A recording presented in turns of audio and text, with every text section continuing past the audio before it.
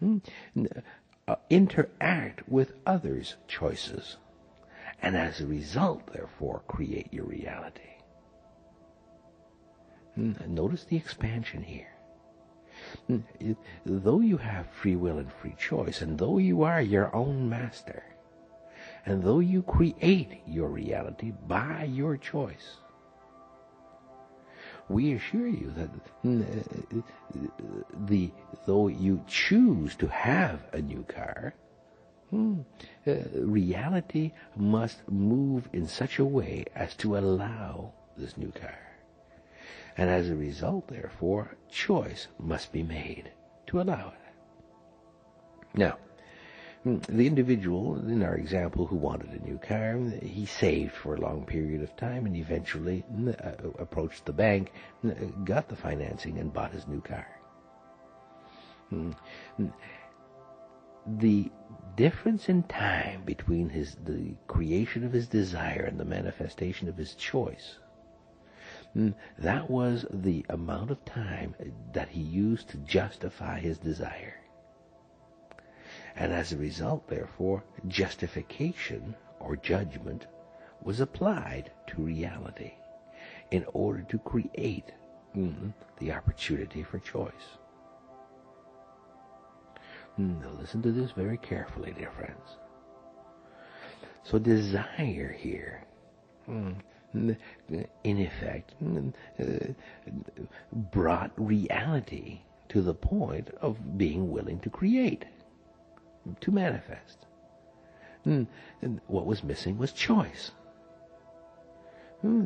Desire based on imagination allowed the opportunity, but choice had to be chosen to manifest it. So the space between desire, imagination, and choice was justification, judgment. The longer you spend judging or justifying your imagination, your desire, the longer you take to choose. And as a result, therefore, the manifestation of the choice again takes a longer period of time.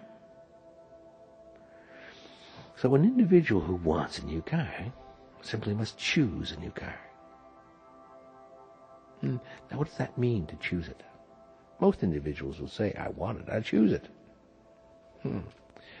But it isn't so easy, because most individuals, though they want it, are unwilling to choose it. Choosing it means going to the dealership and buying the new car and knowing that the financing will be in place, that the money will be there. In other words, there is not a fear that they are incapable of getting the new car. They simply do it. Go out and do it. And then that choice being made, reality then moves to accommodate that choice. But when that choice is not being made because of justification, reality moves to accommodate the choice to justify the desire. And as a result, therefore, time elapses between desire and manifestation. Now, many individuals would say, fine for you, the wonders, to speak in this way. But in our reality, if I go to the dealership and buy a car I cannot afford, then the bank will simply not give me the financing. And we would suggest that that particular perspective is based on fear. Fear that the bank will not give the financing. Fear that you cannot afford. Fear that you are undeserving. Fear that you are insufficient. And as a result, therefore, you create the circumstances that manifest your fear. When you fear, you choose to manifest your fear. Listen carefully. We repeat, when you fear, you choose to manifest your fear. that is inherent in fear. It exists. Now, some individuals, once they choose to manifest their fear, observe fear manifesting and say, choose differently. But regardless of whether the choice is made to no longer choose to manifest fear or to choose to continue to manifest fear, there is still choice.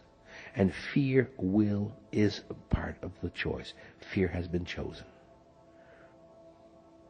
So now, if you fear not being sufficient, then you will manifest opportunities that reflect to you your insufficiency. If you fear not getting financing to the bank, then we assure you that you will choose an automobile, a car, that the bank will be unwilling to finance. If you fear your inability to save, then you will not save. If you fear not being able to receive, if you fear receiving, then you will choose to manifest circumstances of existence whereby receiving will not be an opportunity. In other words, you will not accept. So now reality can go on the basis of choice or on the basis of desire. And the space between choice and desire is the justification process you move through to justify to yourself your desire and your willingness to choose. So having said that, why not simply choose? And we assure you, once you choose, then you can choose again, and again, and again, and again. Now, when a choice is made in reality, as we've suggested, that all of reality moves to manifest that choice. Notice we say all of reality. So though we've suggested that you create your own reality, that you are in charge, it also requires the circumstance whereby all reality moves to create that choice. Now,